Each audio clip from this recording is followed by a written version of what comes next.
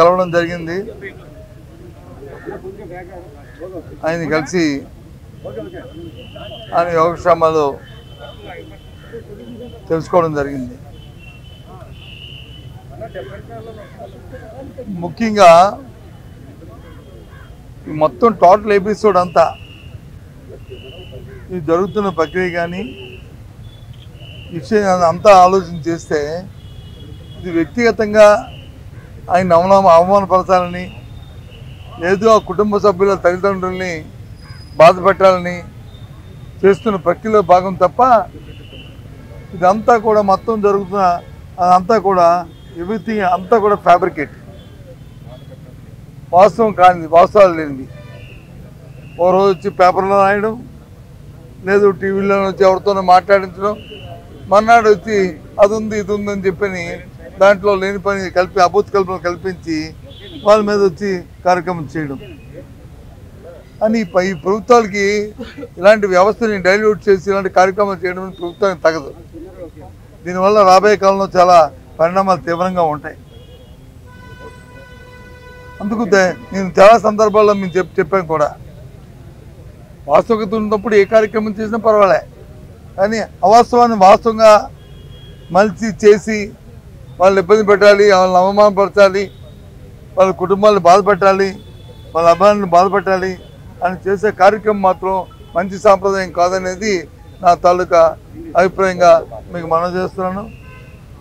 అయినప్పటికీ ఆయనకి మనవి చెప్పాం, ఎప్పుడైనా న్యాయం ధర్మం గెలుస్తుంది, ఏ ఇబ్బంది పడొద్దని అని చెప్పి రావడం జరిగింది.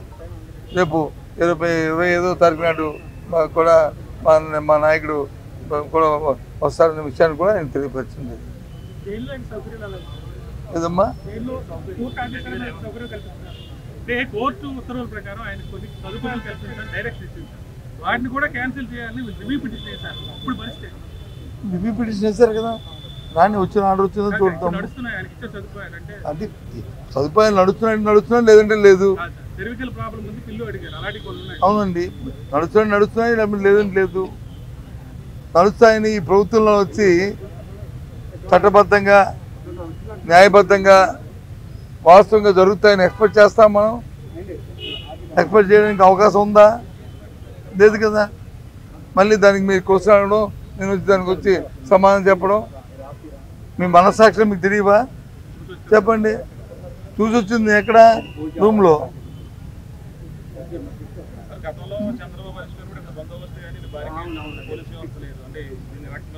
అదే చెప్తాను కదా, చట్టాన్ని చేతిలో ఒకసారి కానీ ఒక విషయంలో మాత్రం మనం చేతిలో తీసుకుంటే చట్టాన్ని డైల్యూట్ చేద్దామని చెప్పి వ్యవస్థను తోడ్పడతామని చూస్తే అది ఆ వ్యక్తులను దహించేస్తుంది. రాబోయే కాలంలో మనం ఏం మెసేజ్ ఇస్తున్నాము సొసైటీకి అనేది తెలుసుకోవాలి. దాని నుంచి వచ్చే పరిణామాలు తీవ్రంగా ఉంటాయి. ఆ విషయం చెప్పాను కదా మీకు.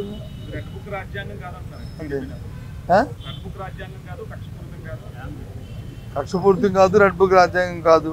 రెడ్ బుక్ రాజ్యాంగమో ఎల్లో బుక్ రాజ్యాంగమో అదే దిక్కుమల బుక్ పక్కపడి కానీ ఏంటి నేను ముందే చెప్పాను కదా, ఇది ఫ్యాబ్రికేషను, టోటల్గా ఇది ఫాల్స్. దీంట్లో వాస్తవాలు లేవు.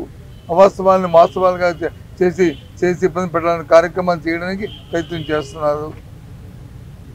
దీంట్లో ఏమీ లేదు. రాబోయే కాలంలో నిజం నిలకడమే తిరుగుతుంది. రాబోయే కాలంలో విషయాలన్నీ కూడా బయటకు వస్తాయి అని సక్రమంగా అవుతాయి.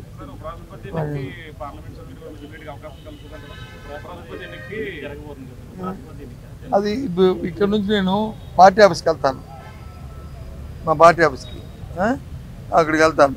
అక్కడికి వస్తే అక్కడ రాజకీయ విషయాలు మిగతా అక్కడ కూడా ప్రస్తుతం మాట్లాడతాను. అక్కడ విషయాలన్నీ కూడా ఇక్కడ మాట్లాడుకుందాం.